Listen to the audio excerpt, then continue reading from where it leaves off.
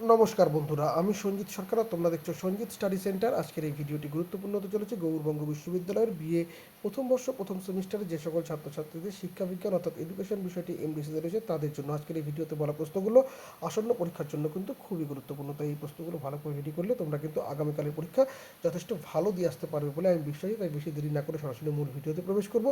ভিডিওটি ভালো লেগে থাকলে অবশ্যই লাইক করবে, কমেন্ট করে তোমরা তোমাদের মতামত জানাবে, বন্ধুদের মধ্যে শেয়ার করবে। চ্যানেলে প্রথমে থাকলে অবশ্যই সাবস্ক্রাইব করে পাশে দেওয়া নোটিফিকেশন বেল আইকনটিকে ক্লিক করে রাখবে পরবর্তী আপডেট পাওয়ার জন্য। তুমি যদি ভিডিওটিকে ফেসবুক বা ইনস্টাগ্রাম প্ল্যাটফর্মে দেখে থাকো তাহলে অবশ্যই পেজটিকে লাইক করে দিও। তো চলো শুরু করা যাক আজকের এই গুরুত্বপূর্ণ ভিডিওটিকে।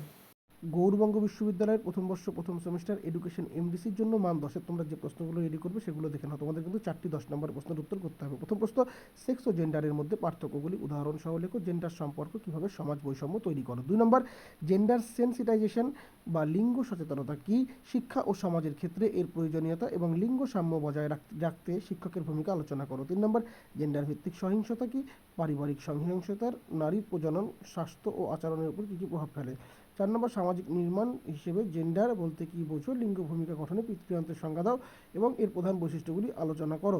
5 নম্বর, জেন্ডার সংবেদনশীলতা নিরিখে রবীন্দ্রনাথ ঠাকুরের ঘরে বাইরে অথবা দঙ্গল সিনেমার একটি সমালোচনামূলক মূল্যায়ন করো। পরবর্তী প্রশ্ন, কর্মক্ষেত্রে নারীদের যৌন হয়রানি প্রতিরোধ আইন বা পিওএসএইচ অ্যাক্ট 2013 এর প্রধান বৈশিষ্ট্য এবং আভ্যন্তরীণ অভিযোগ কমিটি আইসিসি গঠনের পদ্ধতি ও গুরুত্ব আলোচনা করে। পরবর্তী প্রশ্ন, জেন্ডার স্টেরিওটাইপ ও জেন্ডার বৈষম্য বলতে কী বোঝো, সমাজে লিঙ্গ বৈষম্যের প্রধান কারণগুলি বিস্তারিত আলোচনা করো। পরবর্তী, শ্রেণীকক্ষে এবং শ্রেণীকক্ষের বাইরে লিঙ্গ সাম্য বজায় রাখার ক্ষেত্রে একজন আদর্শ শিক্ষকের ভূমিকা ও চ্যালেঞ্জগুলি ব্যাখ্যা করো। 9 নম্বর, সাধারণ সহিংসতা ও জেন্ডার ভিত্তিক সহিংসতার মধ্যে পার্থক্য কী, ভারতে নারীদের প্রতি বর্ণভিত্তিক সহিংসতার প্রকৃতি আলোচনা করো। 10 নম্বর, লিঙ্গ গতিশীলতা কী, লিঙ্গ বৈষম্য কমাতে বিভিন্ন সামাজিক আন্দোলনের প্রভাব ও গুরুত্ব মূল্যায়ন করো। পরবর্তী, জেন্ডার সচেতনতা অনুশীলনে সামাজিক গুরুত্ব সংক্ষেপে লেখো। লিঙ্গ সাম্য প্রতিষ্ঠায় এবং সচেতনতা বৃদ্ধিতে শিক্ষকের ভূমিকা আলোচনা করো।